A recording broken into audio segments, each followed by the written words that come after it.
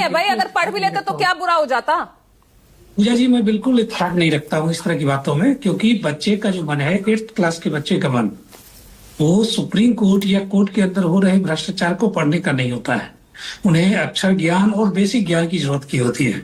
जिस प्रकार से एनसीईआरटी ने गैर जिम्मेदाराना तरीके से इस तरह के टॉपिक को इन्वॉल्व किया है, बिल्कुल आप सही कह रही हैं कि अगर करप्शन की बात हो तो हर तंत्र की करप्शन की बात होनी चाहिए, चाहे जुडिशियली में हो या ब्यूरोक्रेसी में हो या फिर अन्य जगह। लेकिन अगर आप सिलेक्टिव किसी तंत्र के बारे में इस प्रकार की खबरें उन बच्चों के मन मस्तिष्क में प्लांट करेंगे, जो शायद 8th क्लास के बच्चे की क्या मानसिक क्षमता होती है हम सब जानते हैं। हम सभी ने 8th क्लास में पढ़ाई किया है। तो उस बच्चों को अगर आप जुडिशियली के बारे में ये बताइए कि they are corrupt, they are काम नहीं करते हैं, कामचोर हैं, उनके यहाँ पेंडेंसी है, ये बताता है कि कहीं न कहीं बिल्कुल डीप रूटेड इश्यूज है और एक तंत्र को डैमेज करने का प्रयास। ऐसा नहीं होना चाहिए था और हम समझते हैं एनसीईआरटी ने इस पे तो ऐसा हो क्यों रहा है भाई? हर मामले में आप यूजीसी का ही आप मामला उठा लीजिए, आप भी जो है इस मामले को लेकर आप भी विरोध में तो थे ही ना कि ये इस तरह के नहीं, जो है नियमों में इस तरह का चेंज नहीं, ये रेगुलेशंस नहीं लाने चाहिए थे।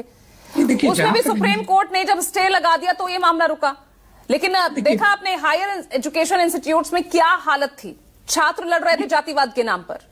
देखिए, यूजीसी का मामला अलग है, यूजीसी का मामला अलग है और ये मामला अलग है, दोनों को साथ जोड़ना ठीक नहीं है। जहां तक बात शिक्षा की ही है ना, बात छात्रों के भविष्य की ही है ना। जहां तक यूजीसी का मामला है, अगर आप देखेंगे तो यूजीसी में जो भी प्रावधान में बदलाव लाए गए हैं सुप्रीम कोर्ट के गाइडलाइन के हिसाब से ही लाए गए हैं।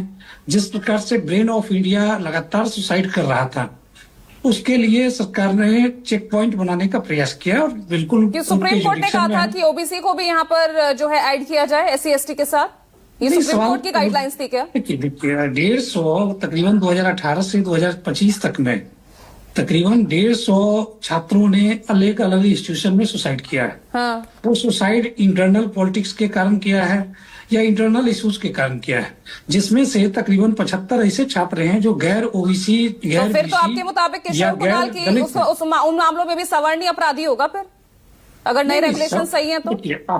अपराधी कोई भी हो सकता है, अपराधी सवर्ण भी हो सकता है, वर्ण भी हो सकता है, प्रीत सवर्ण, लेकिन नए रेगुलेशंस के मुताबिक तो अपराधी जो है वो सवर्णी है ना, क्योंकि SC ST OBC को तो शामिल कर दिया। अब उनके साथ अत्याचार करने वाला बचा ही कौन? सवर्णी तो बचा नहीं। उसके गाइडलाइंस को आपने पढ़ा नहीं है। उस गाइडलाइंस में स्पष्ट लिखा हुआ है कि EWS के भी जो है, सामान्य वर्ग के भी बच्चे जो EWS हैं, अगर वो पीड़ित होते हैं और वो कंप्लेन करते हैं तो उनके खिलाफ भी कार्रवाई की जाएगी।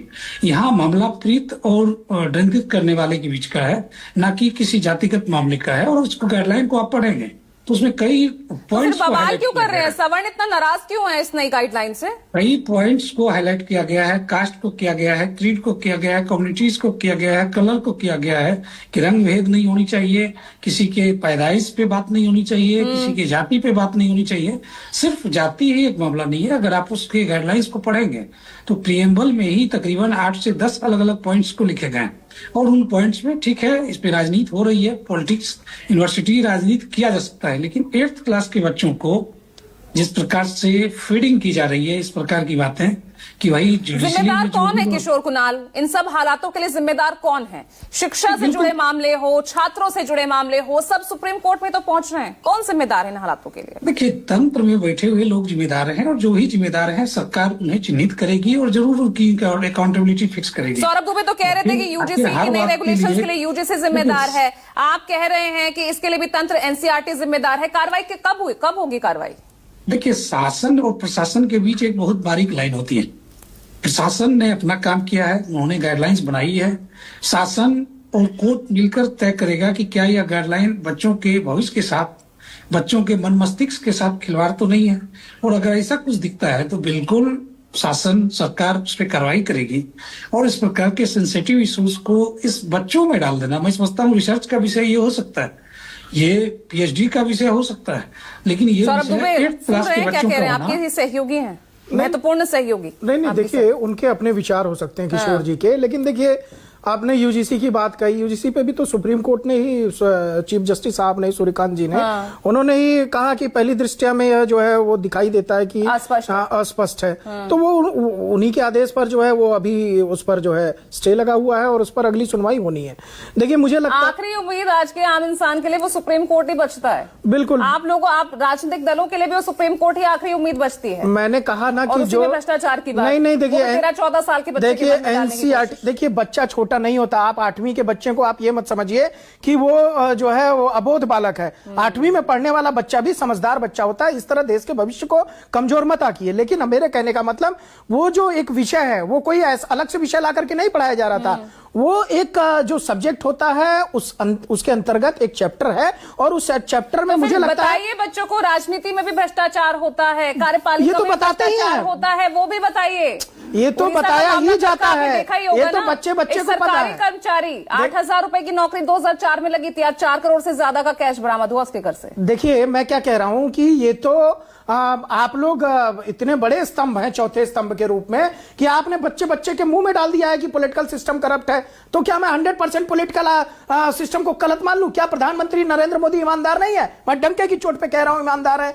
और भी पार्टियों के लोग तमाम ईमानदार रहे हैं इस देश के अंदर, कांग्रेस के अंदर भी ईमानदार रहे हैं, तमाम अन्य पार्टियों के सभी लोग चोर नहीं हो सकते। आप चोर भ्रष्टाचार की तो सबकी होनी चाहिए, शांत त्यागी, लेकिन अब इस मामले में तो एनसीईआरटी ने माफी मांग ली है, तो सवाल और बवाल सब खत्म हो जाना चाहिए।